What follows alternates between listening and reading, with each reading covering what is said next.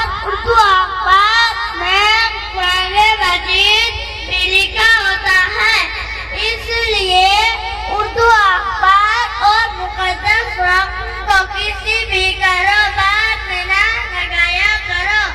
और मुसलमान ध्यान समझे, आप उर्दू अखबार में कुरान मजीद भी लिखा होता है, इसलिए उर्दू अखबार और मुकद्दस रकम को किसी भी कारोबार में ना लगाया करो, क्योंकि बेदबी बड़ा गुनाह, खफा काम और जाली फितना है।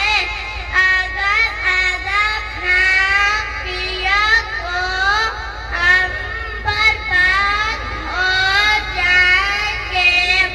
ऐ मुसलमान, किसी भी वक्त मौतों खबर के मुंह में चले जाना है।